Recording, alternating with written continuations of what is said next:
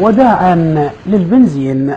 هكذا يأمل المخترع الأهوازي باختراعه الذي حير فيه عقول كبار أساتذة الجامعات وعلماء النفط والغاز والبيئة بطهران، ونال عدة طلبيات من دول أوروبية وغربية كأمريكا والنرويج وكندا وغيرها، بعد أن اكتشف بديلا من وقود البنزين إلى وقود الماء. بداية الفكرة أنه أخذت من الهيدروجين الموجود في الماء وحولته إلى طاقة بدل عن البنزين.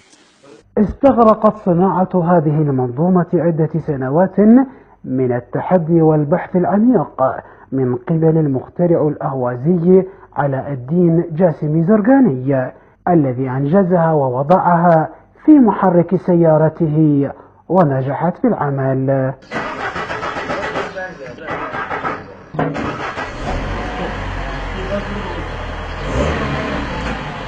فترة زمنية طولت حتى هذا الإنجاز، هذا الاختراع 8 سنوات من بحث ونجحت الفكرة في سيارتي الخاصة. السيارة تصرف بالبنزين كل لتر 10 كيلومترات، بس بالماء كل لتر ماء تمشي 30 كيلومتر. للمنظومة عدة فوائد جمة، إلا أن الفائدة الأبرز هي الحد من تلوث البيئة، فاليوم لا وقود يحرق ولا غازات تطرح.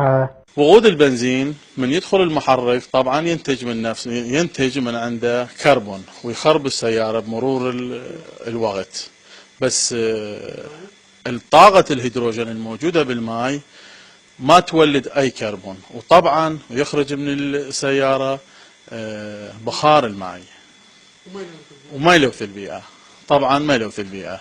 الحاجة هي أم الابتكار دائما، تأخذ بسواعد وبعقول المخترعين وتجعلهم يقدمون ما هو نافع وجديد للبشرية جمعاء. فبالأمس اخترعوا الجاذبية والطاقة والكهرباء وغيرها من الاختراعات الأخرى، واليوم يحذو المخترع الأهوازي بحذوهم ليجد لنا من الماء طاقة بديلا عن البنزين.